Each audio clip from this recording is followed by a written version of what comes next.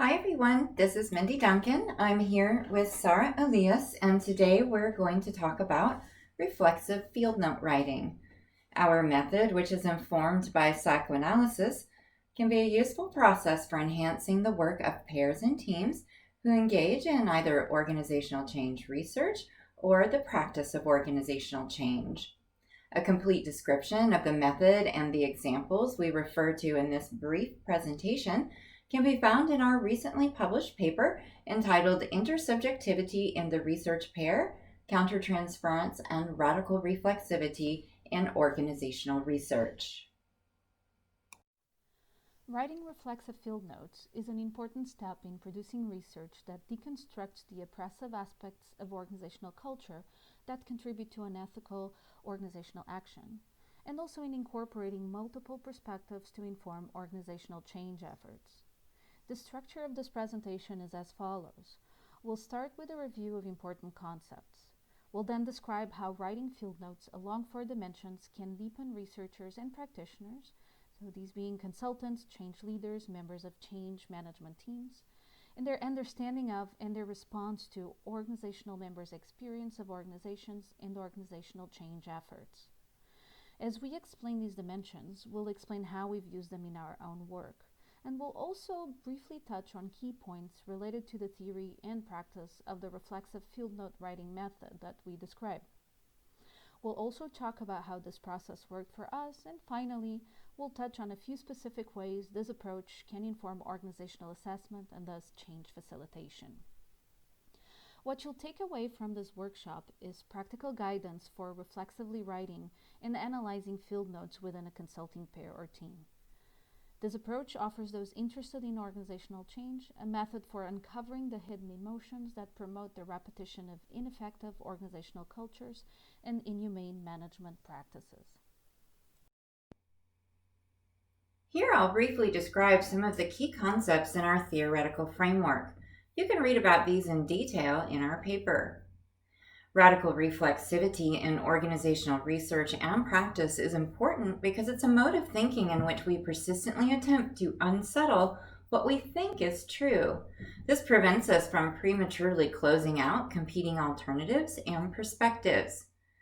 Key to our method is questioning our emotions and, in particular, the assumption that they originate within ourselves. The intersubjective perspective frames how we work together as a pair in such a way as to make reflexivity, radical reflexivity, both psychologically safe and generative. We describe intersubjectivity as thirdness, as a psychological space where sameness and difference are permitted and the collapse of difference into sameness is resisted. Countertransference is the researcher's or consultant's unconscious reactions to the organizational context as a whole, including organizational members. Our reflexive field note writing method has the potential to spot countertransference by helping researchers and practitioners notice and reflexively examine their experiences, reactions, feelings, and emotions both individually and together. We structured our field notes along four dimensions. Important to keep in mind here is that although we explain these dimensions separately, they often intertwine and are not separated either easily or neatly. For a deeper discussion, please refer to Duncan and Elias 2020, the reference to which is included in our slide 2. This article is based in one organizational study, and it includes examples of field notes that illustrate each dimension that we briefly explain here. The first dimension, observing, entailed writing down everything we could remember about what we saw and heard with as much detail as possible from interviews. This helped us create a vivid picture of the research context and our participants. We also sketched diagrams of the research setting and of the configuration of our interviews. The second dimension, capturing the story, comprised developing a coherent organizational story by making linkages within and between interviews. We did this by noting how the account agreed with or contradicted other accounts, and how we agreed or did not agree with each other. For example, we both noticed a split in the organization staff, those who had degrees and those who did not, but we never reached an agreement about whether this was an important theme.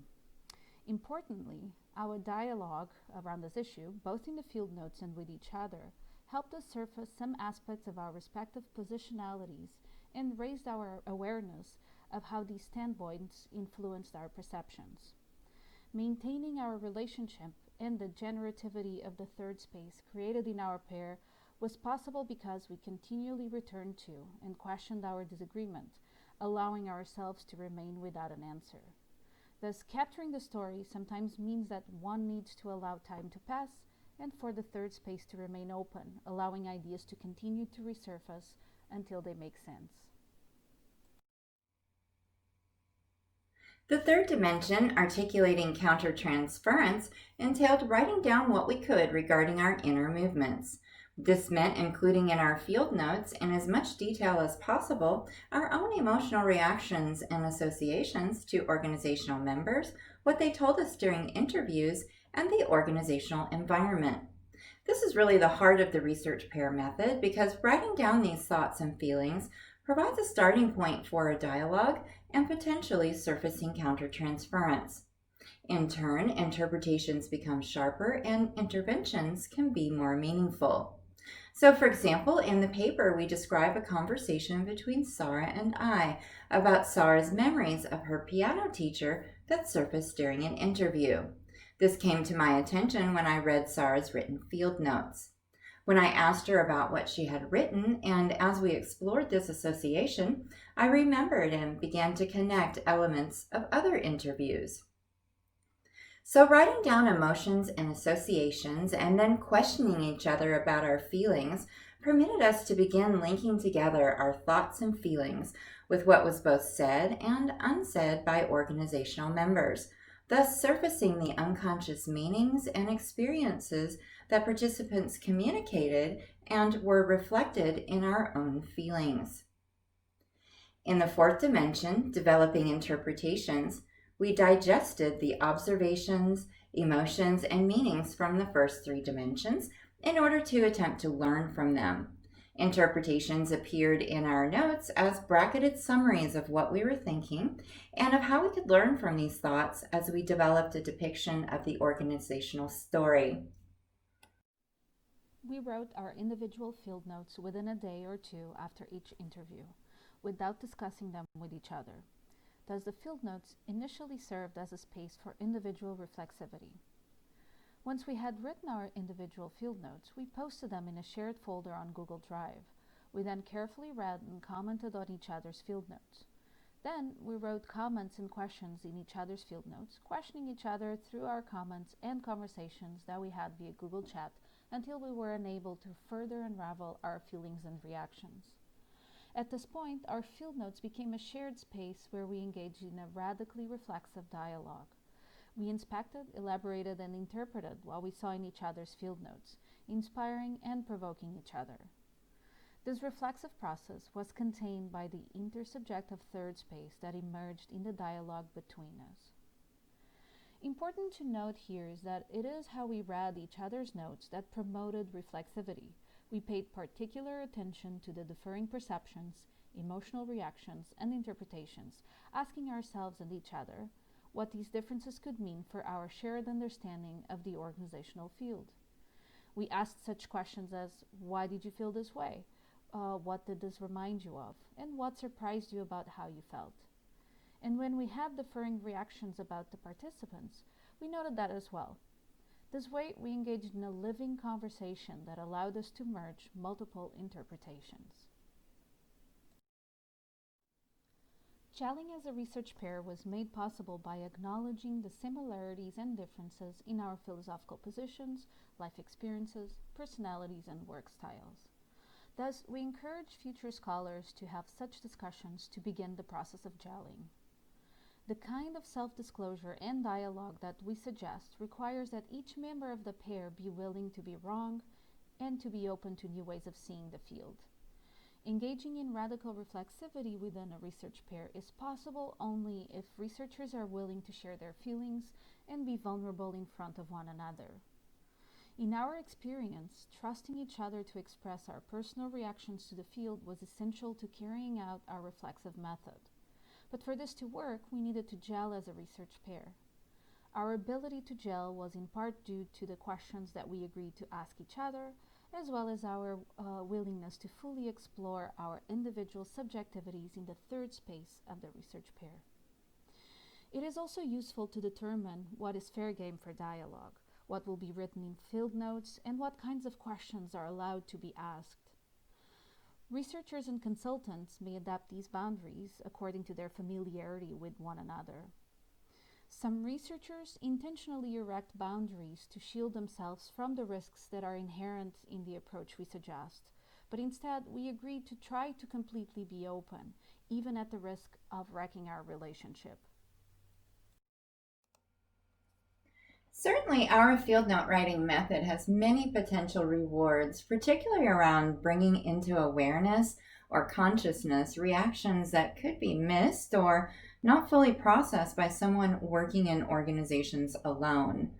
And this is important because it is these very unconscious dynamics, reactions, and feelings that can give us clues about what is driving problems in organizations, including resistance to change. But the approach that we suggest is neither easy nor without some emotional and professional risks, even when a pair has gelled. For example, the high level of personal disclosure that we suggest can result in heightened psychological defenses. Additionally, it's really not possible to predict when new behaviors or shared thoughts might surface unexpected countertransference reactions in the other researcher or consultant and change the dynamics of the pair. Finally, allowing unconscious material to surface and making it available to be interrogated and questioned can produce painful and anxiety provoking or even deeply disturbing reactions. For example, as we moved through our research process, we began to uncover deeply hidden and very personal reasons for why we saw things differently.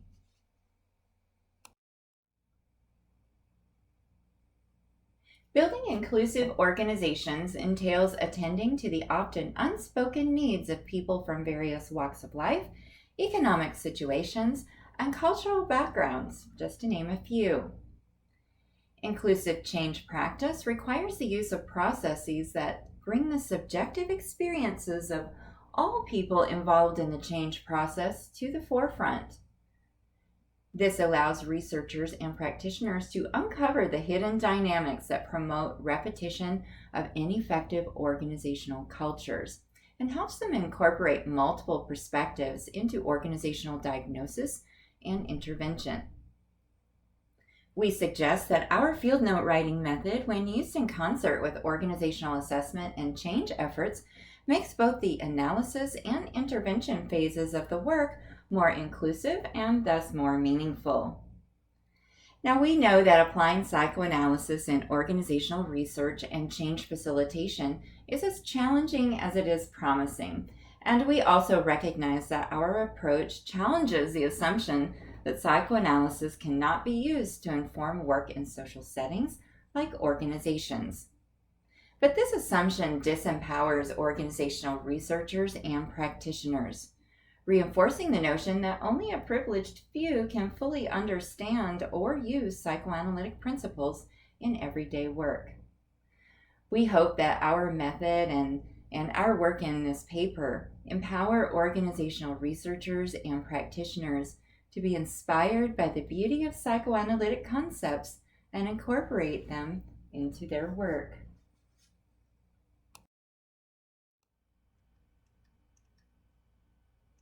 We'd love to hear from you, so please post your questions, comments, and reactions to the discussion today in the PDW discussion forum. Our responses to your questions and comments will be posted on our blog at surfacingtheorganization.com in early September. You can go there now to sign up to follow our postings so you'll be notified when those are available.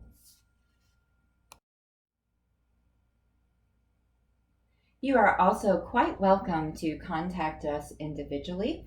at the email addresses listed here.